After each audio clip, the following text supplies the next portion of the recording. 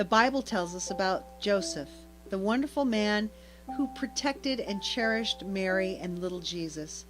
Legends and stories about him have come down through those times when miracles and wonders all seemed quite natural, especially on the holy night.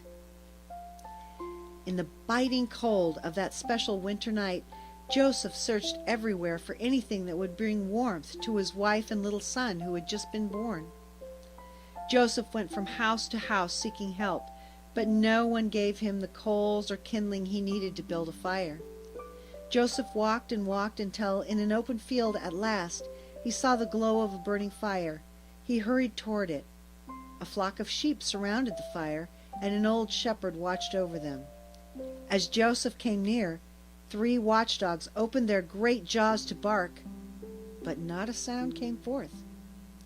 The dogs viciously dashed toward Joseph to bite him, but their gleaming teeth would not obey, and Joseph walked on and suffered no harm.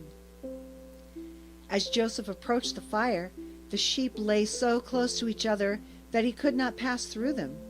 He stepped upon their backs and lightly walked over the sheep to the fire, and not one of the animals awoke or moved.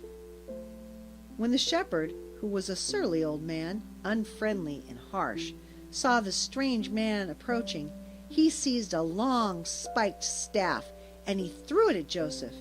But before it reached him, the staff turned aside and it fell harmlessly to the ground. Joseph walked up to the shepherd and as though nothing had happened, and said kindly, "I need your help, good shepherd. Please let me have some live coals. My wife has just given birth to a child, and I must build a fire to warm them." The surly shepherd would rather have refused, but seeing that Joseph had nothing in which to carry the hot coals, he laughed and said, "Take as many as you need." Joseph stopped and picked up the live fire coals with his bare hands. He laid them in his cloak, and he carried them away as if they were nuts or apples. His hands were not burned, nor did the coals scorch his cloak. The shepherd stared. "What kind of night is this?" he wondered aloud, "when the dogs do not bark or bite, the sheep are not scared, the staff does not wound, nor the fire scorch?" In great curiosity, he followed Joseph until they came to a lowly stable where the shepherd saw Mary and her baby lying there on the cold straw. The shepherd's heart was suddenly touched. For the first time he felt a great desire to help. He took from his knapsack a soft white sheepskin and gave it to Joseph for the child to sleep on. And with that deed of kindness and mercy, the shepherd's eyes were suddenly opened, and he saw what he had not been able to see before. All around him stood silver-winged angels, and the sound of their glorious praise filled the air.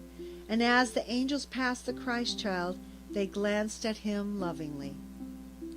Then the shepherd knelt and gave thanks, for he now understood how all creation was to be happy on that holy night. And is still the same today, for angels are all around us, especially on the holy night, seeking to open our eyes and our hearts to the glory of Christmas. I hope you have a wonderful night, and I'll see you tomorrow.